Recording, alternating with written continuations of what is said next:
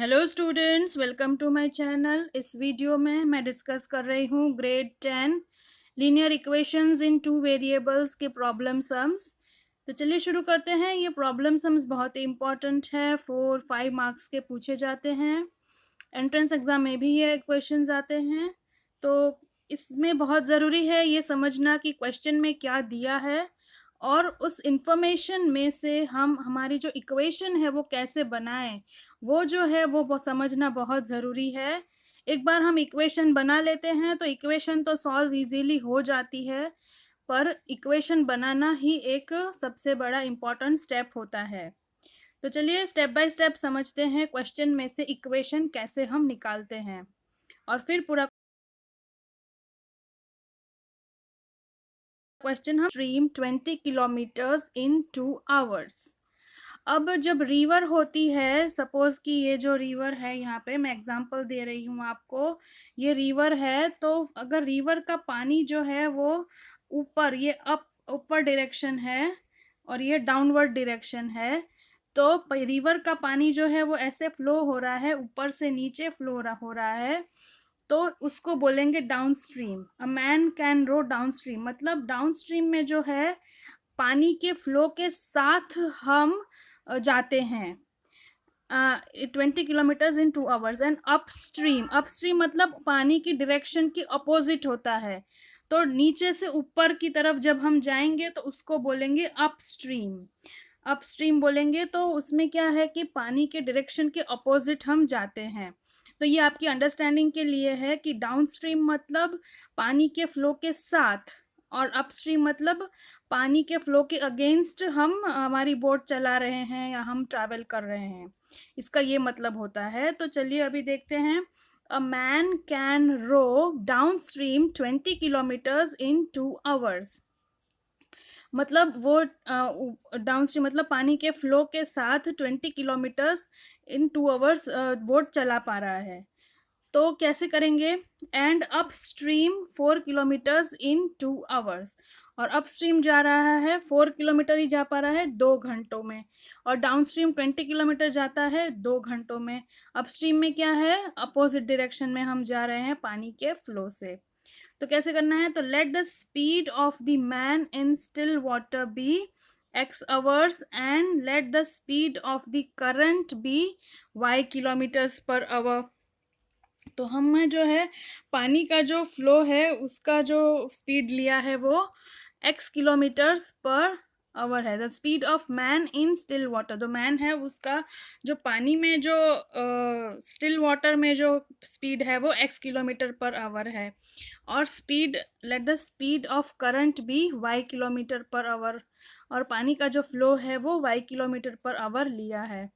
Find his speed of rowing in still water.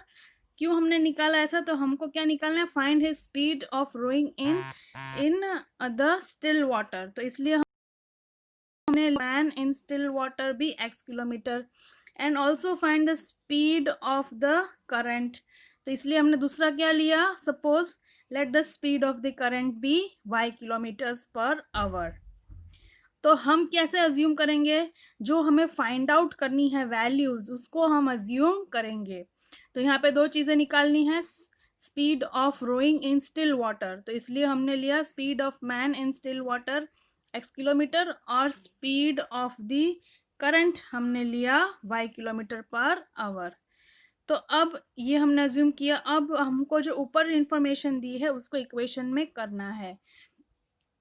तो हमको पहले ये जो हमारी हमने अज्यूम किया है उसके ऊपर से हम क्या डिराइव कर सकते हैं ये देखना है।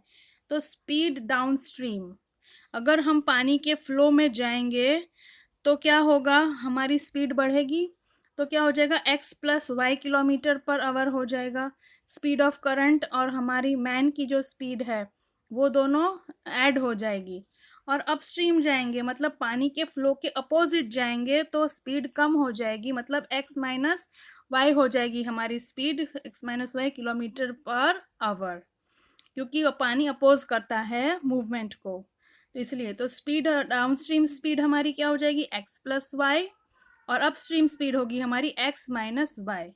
अब स्पीड डाउनस्ट्रीम की इक्वेशन क्या है, स्पीड की इक्वेशन क्या है, डिस्टेंस अपॉन टाइम।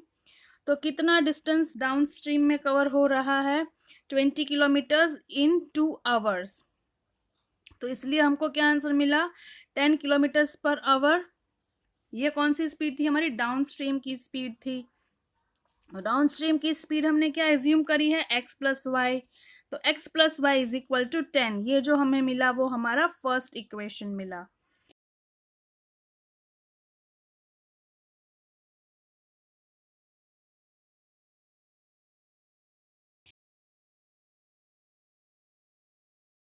आंसर मिलेगा हमें 2 किलो। हमने क्या अज्यूम किया है, speed in upstream, upstream x minus y. तो x minus y is equal to 2 हमारा है। तो इस तरीके से हमको ये दो इक्वेशन मिल गई अपस्ट्रीम और डाउनस्ट्रीम की।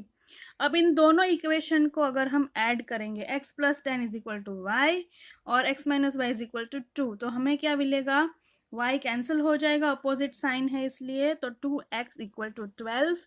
तो x इक्वल टू हमें 6 मिला इस तरीके से। अब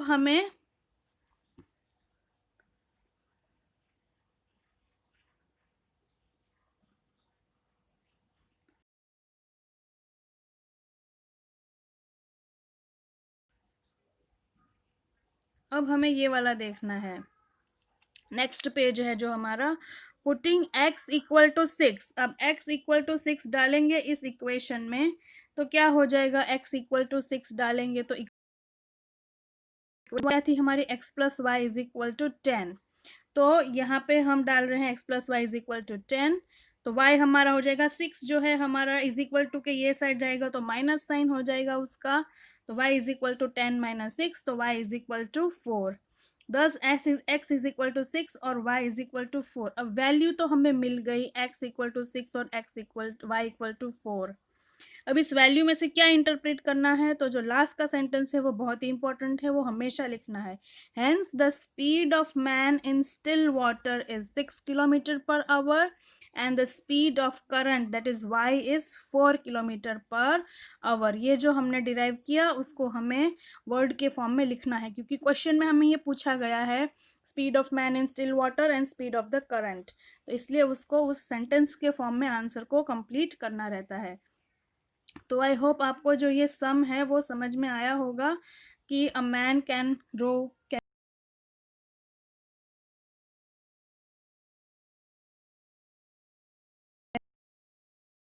कैसे करना। Thank you and thanks for watching.